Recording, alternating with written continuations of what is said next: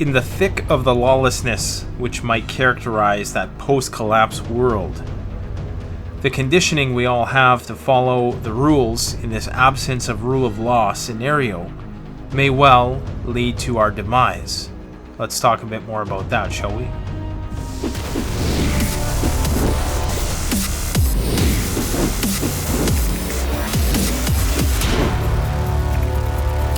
Now you can attribute man's obedience to the rule of law to a variety of different fancy words.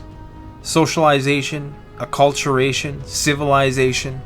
All of these things boil down to our desire to comply with the rule of law as it's the path of least resistance in life. Some people take a gamble and live the life of crime in an attempt to get ahead. In an attempt to get a shortcut to success, some people will commit crimes. Of course, many don't fare too well in that respect. On a long enough timeline, most people tend to get caught or get shot. But when it comes to an SHTF, grid down, no rule of law, no holds barred type scenario, is it not appropriate in that environment that we shed that conditioning and instead live by our own codes of conduct? Now, the reason why I say this is simple. In a lawless environment, man is going to regress and descend back down the evolutionary tree from which he came. Man is going to become more animalistic in his engagements with his brethren. And pardon me for my patriarchal terminology, it's just the common man's language. There I go again. But for the sake of this discussion, I'm going to lump women and men under the umbrella term of mankind. And to avoid incriminating myself from charges of trying to incite lawlessness or incite any sort of legal activity whatsoever, I have to say that these are just ideas. The only way to survive in an environment in which there is no rule of law being forced is to be a bit of a rule breaker. If you're following the rules of civilization when the world is no longer civilized, chances are you're going to be putting yourself at a disadvantage.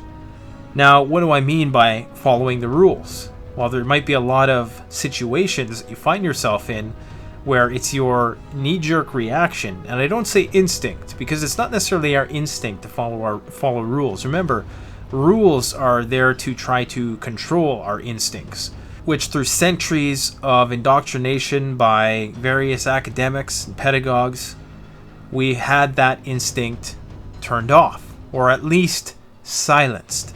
That's why when we talk about using your gut instinct, it's hard for a lot of people to discern what exactly that gut instinct is. I mean, animals know it.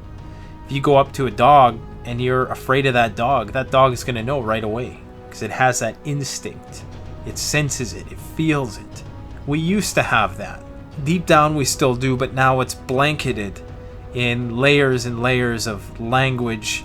Our thoughts get in the way of our instincts. Instincts don't manifest as in a word form in our minds. We just know them. It's a visual, it's a sensual thing. You just feel it, you just know it. There is no words for it.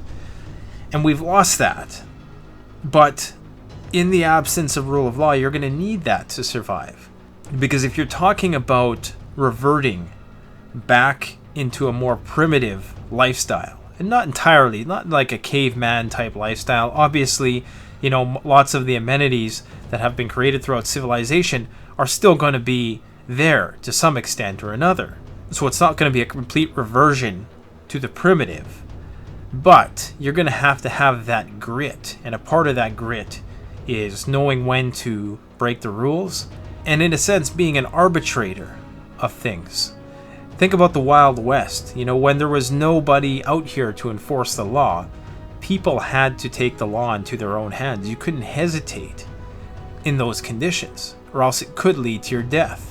In a lawless environment, you had to take matters into your own hands. Self-defense was not only a right which was afforded to people, it was a personal duty. It was a responsibility you had.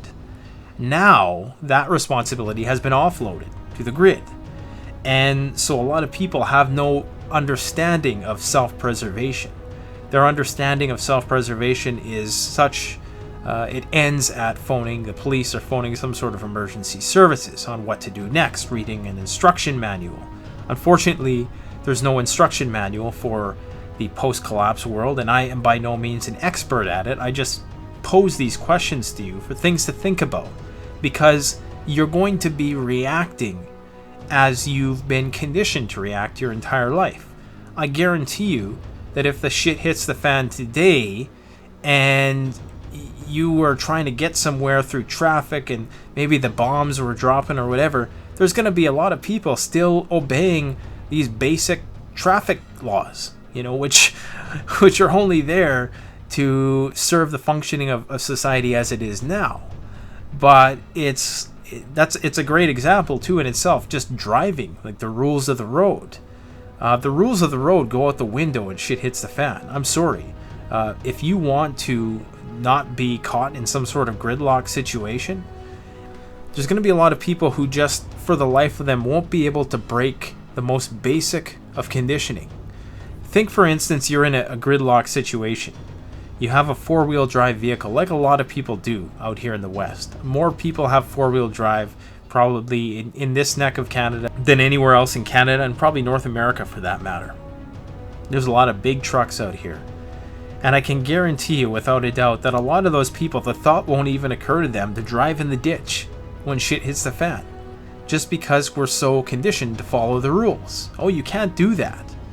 Now the question is, when do you drive in the ditch? When is it okay? And that's just an example, of course. This could apply to everything. This could apply to self-defense laws. This could apply to you respecting the privileges afforded to emergency services, to law enforcement. For how long do you be obedient to law enforcement? What if there are imposters? What if not even necessarily imposters? What if they're just rogue police who are utilizing their standing or their perceived status in order to exploit people post-collapse? That's going to happen. I guarantee you that if you're a person in a uniform, you will have that ability to fool people into thinking that you're there to help them when you're really not. Now, I'm not trying to pick on police. That's just one occupation that could easily be used for evil by a lot of people. I'm not saying that that's going to happen in any greater amount in any other profession. What about hunting regulations, firearms regulations?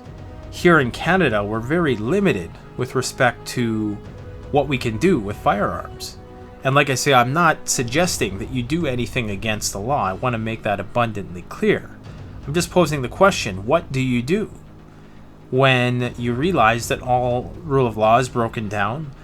Perhaps you tune into your police scanner, which you should have if you're a prepper, and you can tell that there's no way in hell that you're ever going to get help if you needed help. If you call 911 and you get a busy signal for a couple hours straight, what do you do then? Is it time then to take matters into your own hands and throw some of these legalities under the bus, which can no longer be enforced by the agencies entrusted by you and your tax dollars to do so? When do you take matters into your own hands? What about with hunting? There's lots of hunting regulations that would limit the procuring of wild game for consumption. At which point do you become a poacher? How long are you willing to stand patiently in line and wait your turn to be served in all the domains of society with which you might stand in line? What about if there was a pandemic scenario, which there likely at some point would be? A pandemic is something which is going to go hand in hand with any other disaster. If there's another disaster, some form of pestilence is sure to be a part of it, if not the cause of it. So what are you going to do in a quarantine scenario where your gut is telling you that if you abide by those laws, you probably will end up suffering some harsh consequences as a result, and you and perhaps your family members will be condemned to their death? At what point do you break rank, so to speak, and break the law, essentially? Break the excessive rule of law which might be imposed on you in an attempt to counteract the absence of rule of law. That's how it happens. You have anarchy, then you have an attempt of martial law. Now, I've discussed before, martial law could happen. Excessive rule of law could happen. Pockets of it varied rule of law, if you will. What I'm trying to say is being the nice guy and playing by the rules could get you killed. I like using traffic laws as an example because it's something that's so deeply ingrained into our motor patterns that you're going to probably have people trying to get out of Dodge, but doing it in a way which is well within the speed limit because people are afraid to break the law. People are afraid to go past a red light. I mean, you come to a red light at 4 in the morning. You know there's no police around. You know, what do? Do you sit there and are you obedient? That's the conditioning I'm talking about. Even though you know deep down that you could cross that line and nobody would ever know. Not saying you do that. Not saying you should do that. I'm just saying that there's going to be many instances, and I'll leave it to you guys in the comments to brainstorm some other scenarios in which we might reflexively abide by the rules when we don't really have to anymore, and it will be to our own detriment. What situations might that be in? It's kind of like, let's say you're an MMA fighter or a boxer who's been conditioned to the rules of the octagon or the boxing ring for your entire life. You know, don't hit below the belt. No, vertical elbows. I think it's like that, vertical elbows. No pulling hair. You know, no grabbing clothing, stuff like that. If you're conditioned to those rules, you know, does that put you at a disadvantage in a street fight? In some senses, well, based on what I've seen on the internet, and I researched this kind of thing, for the most part, the MMA guy almost always still wins. But there is kind of that delay. There is that, you'll notice with the way they fight, they're still playing by the rules of the sport because they're so conditioned to do that. You know, you're only conditioned to start running when you hear the sound of the gun going off. And if that's how you've done things your entire life, it's going to be really hard to break that conditioning. Now, I'm not suggesting that people just go rogue and you just turn into a self-serving animal who has no civility or polity whatsoever. I'm just saying that you might have to shed a bit of this conditioning in order to eke out some kind of existence in a post-collapse world. Anyways, I've given you some food for thought today. Let me know what you think in the comment section about this. Thanks for watching. Don't forget to like, comment, subscribe. And you know, the way that we can counteract this suppression of YouTube channels like this one is to share the videos. You know, most of my videos, even the ones which are very family friendly, in which I don't swear, in which I don't promote any sort of violence or whatever, are being restricted. So that means they can only be watched by people 18 and over, or people who are knowingly in non-restricted mode, because YouTube doesn't make it obvious at all if you're in restricted mode. So many people are in restricted mode and don't even realize it and are missing half the videos I post. But you can combat this YouTube algorithm bias by sharing this video. I mean, prepping has reached a new level of acceptance in society now that Trump is in office and it's politically correct to prep. So it's okay to share these videos now. I guarantee you, if anything, people are probably going to look on it with a lot of interest. So if you would be so kind, share this video. You can support the channel via the links in the description. Thanks for watching. Canadian Prepper out.